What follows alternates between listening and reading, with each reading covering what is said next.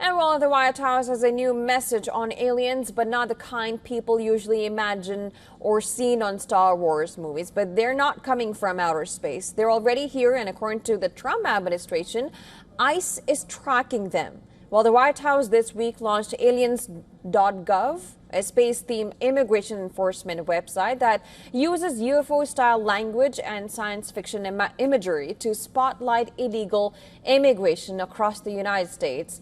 The site presents itself as an alien transparency project, but behind the satirical tone is a very serious political message. The platform features a live map of the country tracking what it calls the arrests.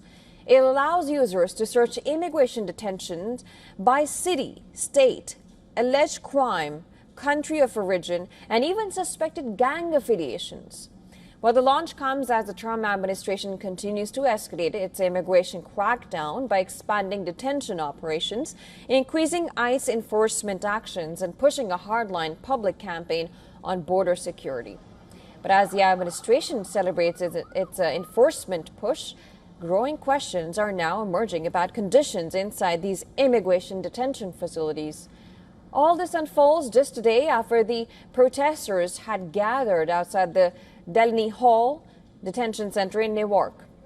They raised fists and chanting against ICE crackdowns and the treatment of migrants in custody.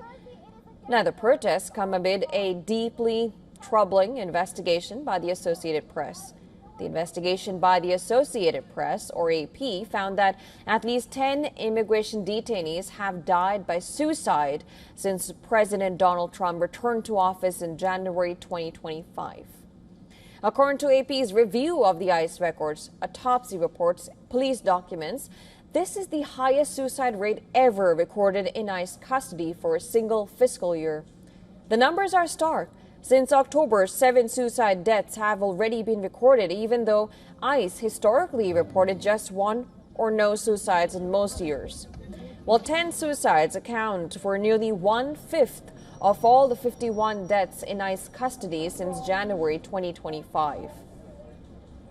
Detainees often face extreme stress after arrest, fear of being returned to dangerous conditions in their home countries, and deep isolation caused by language barriers and limited contact with family members.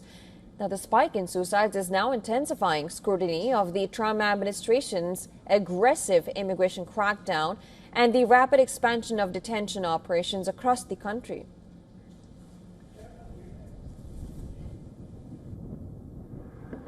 Now, the latest deaths follow a record-breaking and deadly year. In 2025, at least 50 migrants died in ICE detention, the highest number in more than 2 decades, and the deadliest year since the agency was created. According to data from ICE reports, that single year alone saw more deaths than the entire 4 years of the Biden administration, during which 26 people died in ICE custody.